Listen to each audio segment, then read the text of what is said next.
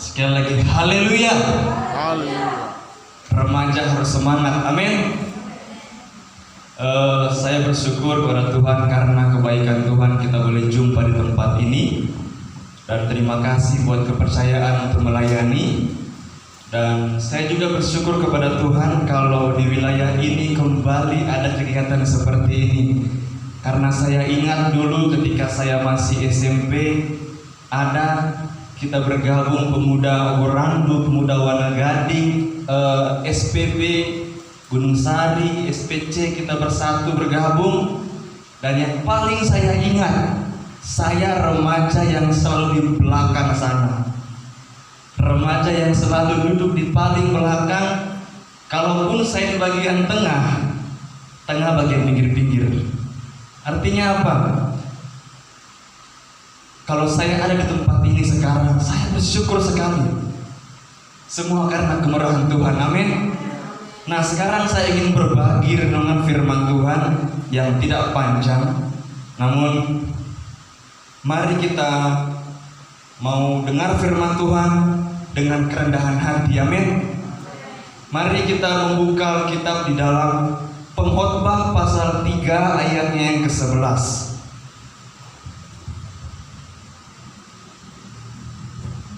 Pengkhotbah pasalnya yang ketiga ayatnya yang ke-11. Yang dapat katakan amin. Saya akan bacakan demikian firman Tuhan. Ia membuat segala sesuatu indah pada waktunya. Bahkan ia memberikan kekekalan dalam hati mereka. Tetapi manusia tidak dapat menyelami pekerjaan dilakukan Allah dari awal sampai akhir. Saya akan baca atau merenungkan bagian awalnya, yaitu ia membuat segala sesuatu indah pada waktunya. Amin. Segala sesuatu indah pada waktunya. Ini janji Tuhan. Nah, kita sebagai pemuda remaja ada sebuah janji bahwa segala sesuatu indah pada waktunya. Namun terkadang teman-teman semua, apa yang kita hadapi? Terkadang apa yang kita alami, apa yang kita hadapi, apa yang kita lihat tidak sebanding dengan apa yang kita harapkan. Betul? Garis bawahi, apa yang kita lihat terkadang tidak sebanding dengan yang kita harapkan atau yang sedang Tuhan janjikan. Yang kita lihat. Nah, saya memberikan tema perenungan saat ini yaitu perspektif.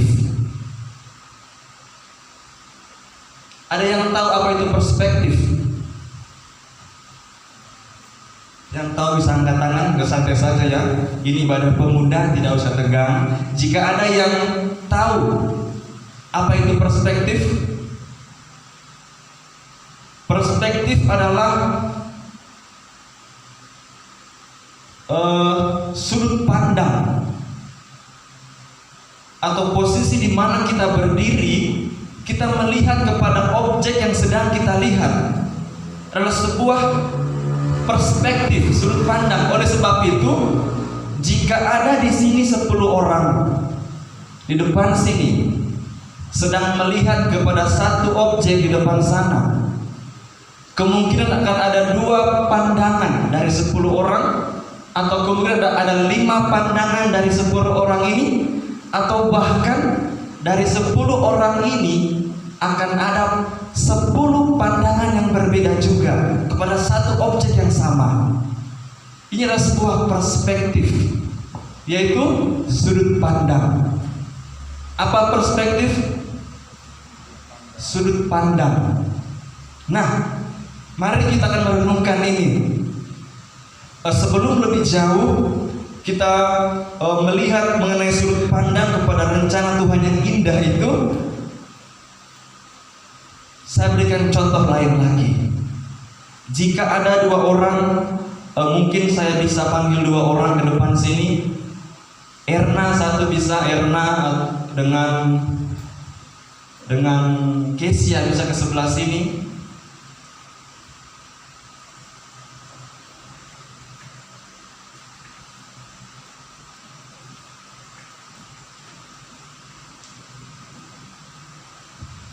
saya mau tanyakan dari sudut pandang mereka berdua ini. Sudut pandang dapat dipengaruhi oleh banyak hal. Kalau menurut teori kita bisa melihat atau setiap orang ini akan punya sudut pandang yang berbeda, bisa dipengaruhi oleh dari mana dia berasal, keluarganya, kemudian lingkungannya bersosialisasi dapat mempengaruhi sudut pandangnya. Kemudian berikutnya bagaimana intelektualnya atau pendidikannya, kemudian dari mana atau apa kepercayaannya. Nah, sekarang saya memanggil dua orang ini, kemudian saya memanggil Tian kesini sebentar, berdiri di depan sini.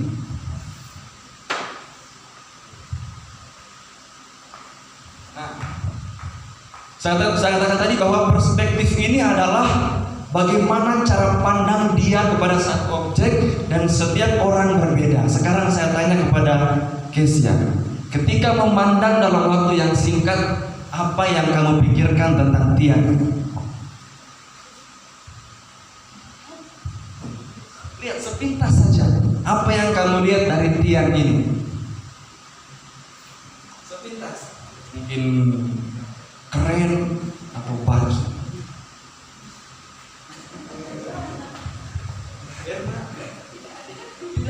Tidak mungkin seperti itu. Pasti ada satu hal, perspektif dari dua orang ini pasti berbeda.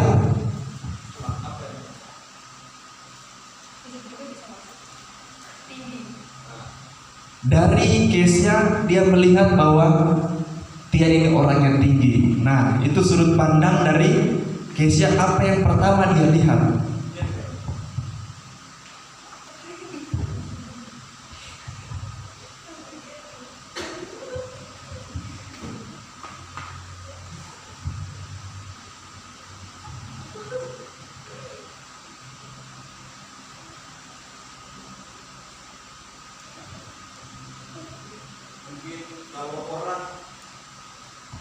Kalau orang yang punya dasar fashion, mungkin dia berkata bahwa oh Tian ini good looking, dia punya fashion yang baik, style yang baik. Nah, itu contohnya.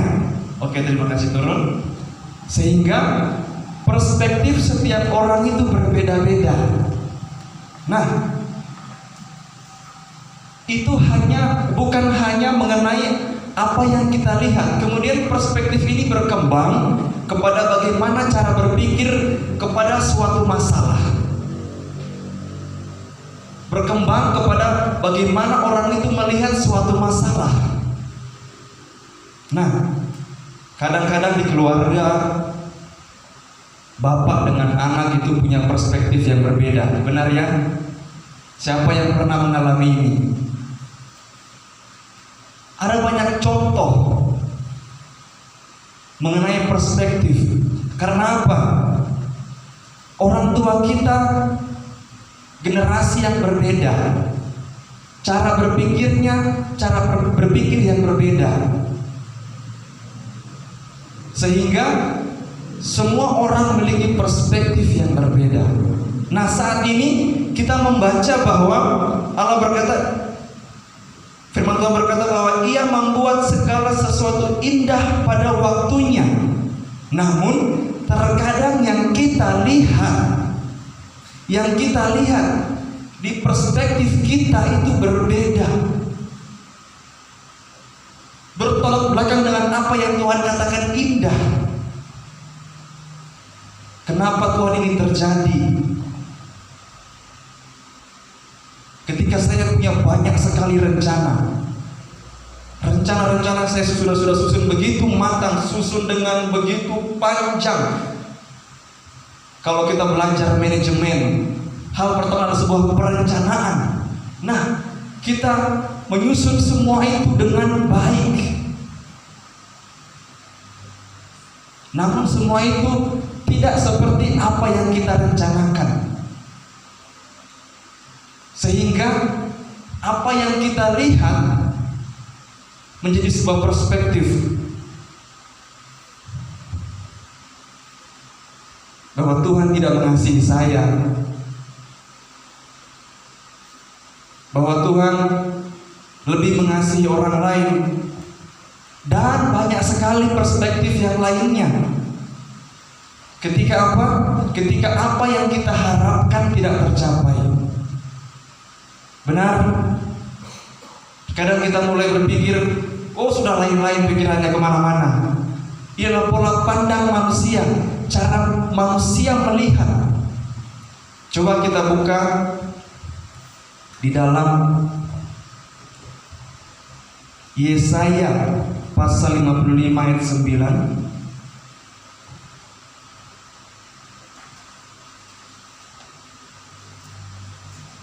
Yesaya 55 ayatnya yang ke-9.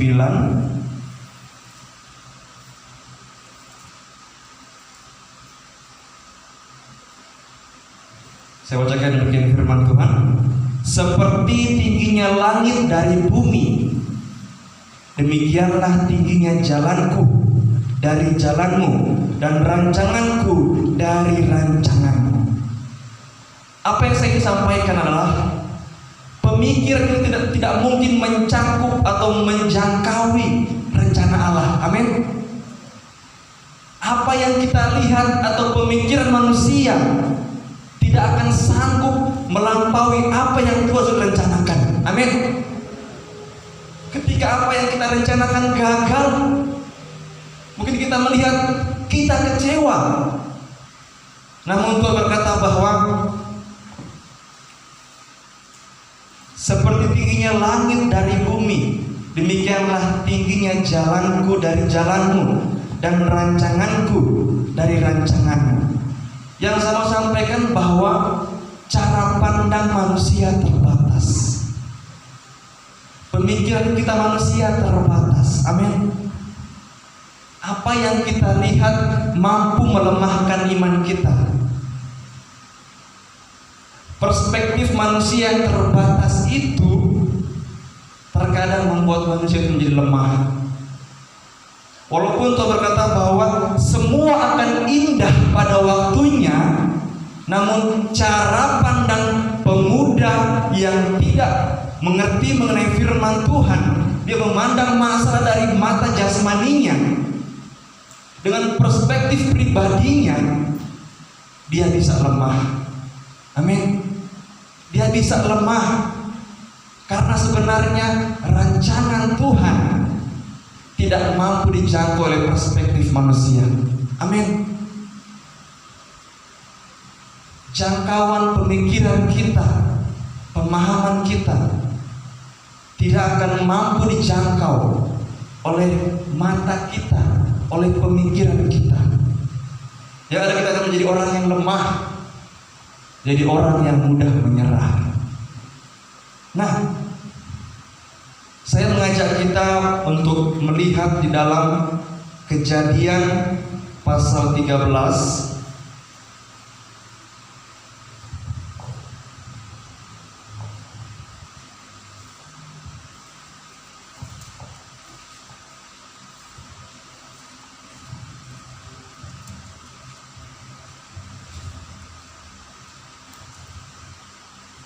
Kejadian pasal 13, di sana ada perikop Abraham dan Lot berpisah. Di sini saya ingin membandingkan bahwa terkadang manusia berjalan menurut perspektifnya. Coba kita melihat dari ayatnya yang ke-8. Saya bacakan firman Tuhan. Maka berkatalah Abraham kepada Lot, janganlah kiranya ada perkelahian antara aku dan engkau, dan antara para gembalaku dan para gembalamu, sebab kita ini kerabat. Bukankah seluruh negeri ini terbuka untuk engkau? Baiklah, pisahkan dirimu daripadaku. Jika engkau ke kiri, maka aku ke kanan. Jika engkau ke kanan, maka aku ke kiri. Jawab Lot. Lalu Lot melayangkan pandangnya, dan dilihatnya lah bahwa seluruh lembah Yordan banyak airnya, seperti taman Tuhan, seperti tanah Mesir, sampai ke Zoar. Hal itu terjadi sebelum Tuhan memusnahkan Sodom dan Gomora. Nah, di sini sedang berkaitan mengenai masa depan, di mana hamba dari Lot dan hamba dari Abraham bersering bertikai. Ini semua sedang berbicara mengenai masa depan. Seperti yang sedang Tuhan katakan tadi bahwa masa depan yang indah. Nah, di sini akhirnya Abraham berkata, demi kebaikan kamu pilih kiri atau kanan. Garis bawahi mengenai masa depan. Nah, kemudian apa yang Lot pilih? Ayat 10. Lalu Lot melayangkan pandangannya dan dilihatnya lah bahwa seluruh lembah Yordan banyak airnya seperti taman Tuhan, seperti tanah Mesir sampai ke Zoar. Nah, kita melihat dua cara pandang yang berbeda, Lot dan Abraham. Apa yang dia lihat pertama? Tanah yang subur, lembah yang subur. Apakah itu salah? Tidak. Inilah cara pandang dari Lot, sehingga dia memilih untuk pergi ke lembah Yordan. Bagaimana dengan Abraham? Dia berpikir bahwa kemanapun dia melangkah, Tuhan menyertai. Amin. Kemanapun dia melangkah, Tuhan menyertai. Sehingga dia memberi dua pilihan. Dia tahu bahwa yang sebelah ini lebih subur, yang sebelah mungkin sedikit lebih gersang. Tidak tergersang, tapi mungkin ya sebelah ini lebih bagus. Apakah dia tidak tahu itu? Dia tahu itu, bahwa yang sebelah lebih bagus. Namun dia serahkan kepada keponakannya ini. Kamu pilih mana? Dia percaya bahwa kemanapun dia melangkah, Tuhan menyertai. Karena apa? Kalau kita membaca ayat yang keempat, ke tempat mezbah yang dibuatnya dahulu di sana, disitulah Abraham memanggil nama Tuhan. Artinya apa? Dia kenal dengan Tuhan. Dia kenal siapa Tuhannya. Amin. Dia kenal siapa Tuhannya, sehingga kemanapun dia melangkah, terserah Lot pilih mana. Yang dipandang matanya baik, oleh perspektifnya, oh kalau saya ke sana pasti domba-domba saya kenyang, tidak pernah kekurangan makanan. Ini perspektif manusia, tidak salah. Namun lebih tepat lagi kalau kita menyerahkan dalam tangan Tuhan. Amin. Nah, saya mengajak kita pemuda remaja untuk memandang masa depan itu bukan dengan cara pandang manusia. Amin. Karena ada begitu banyak cara pandang manusia yang mungkin kalau kita lihat, oh di sana ada harapan. Kalau saya ikut jalur ini, saya kuliah jalur ini, oh lapangan kerja lebih banyak. Kalau saya ikut sebelah sini, bagian kedokteran mungkin, oh mungkin lapangan kerja banyak. Ada tawaran kerja, oh ini tidak menjanjikan, maaf, saya pilih yang lain. Ini cara pandang manusia mengenai masa depan. Namun kita melihat saat ini bahwa Tuhan merancangkan semua indah pada waktunya. Amin. Semua Tuhan rancangkan indah pada waktunya. Mungkin saya sendiri sebagai orang yang berada di tempat ini, dulu banyak sekali perspektif yang saya pikirkan mungkin baik.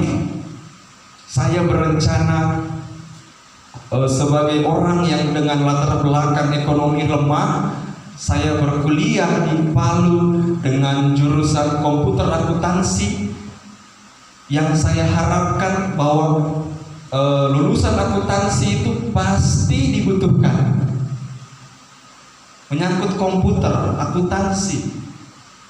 Bahkan dengan janji dari kampus yang setelah lulus akan ditempatkan kerja, kampus berjanji bahwa semua wisudawan ditempatkan kerja.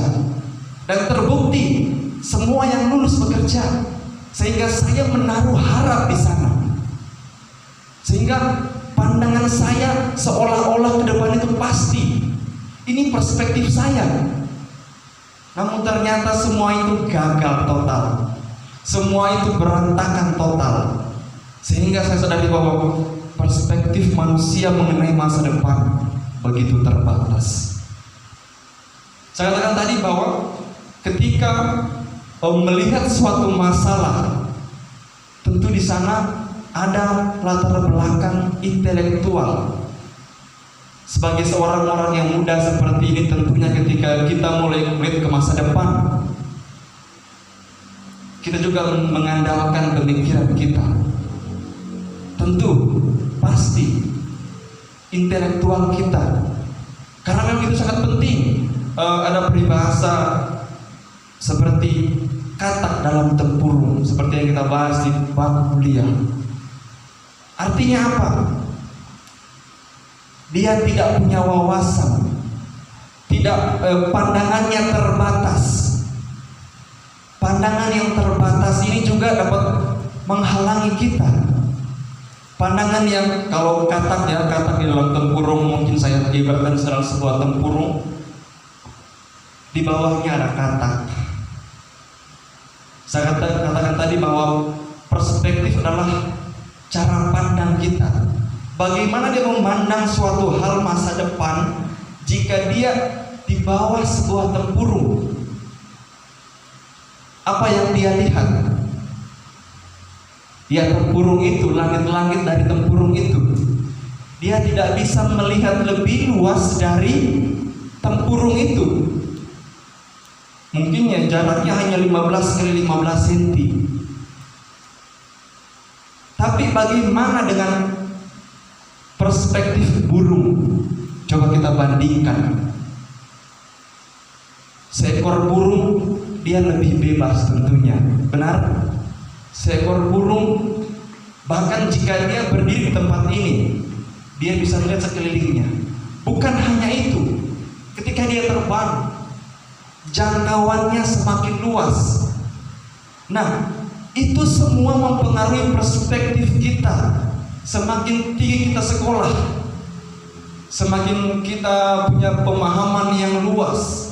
Bahkan kita bukan hanya bagian mengenai jurusan kita yang kita pahami. Kita pada jurusan pendidikan kita hanya mengerti pendidikan, kita mengerti akan hal-hal lainnya.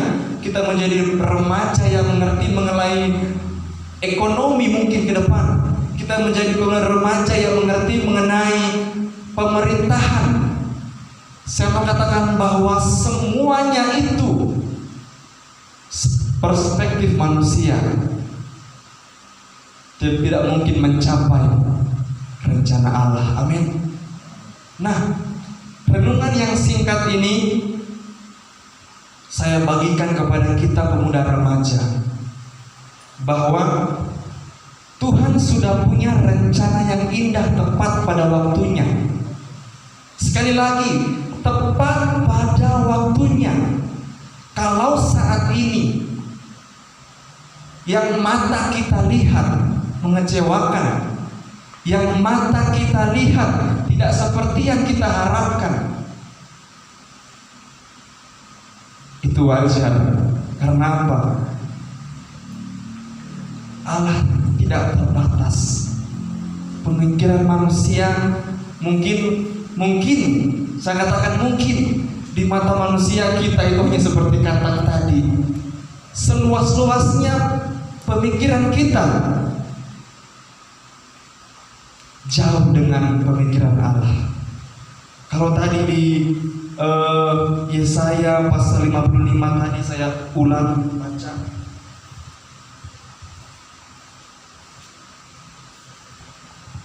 bahwa seperti tingginya langit dari bumi, demikianlah tingginya jalanku dari jalanmu, dan rancanganku dari rancanganmu. Kita percaya bahwa Tuhan sudah merancangkan yang baik bagi generasi kita. Amin. Sebagai pemuda remaja, saya percaya punya banyak sekali keinginan, rencana ke depan. Percaya bahwa Tuhan sudah rancangkan, siapkan semua indah pada waktunya. Puji nama Tuhan. Renungan yang sangat singkat ini, biarlah kita mau tanam dalam hati kita. Kita merenungkan di rumah kembali bahwa Tuhan sudah punya rencana yang indah buat kita. Puji nama Tuhan. Saya kembalikan kepada pemimpin pujian.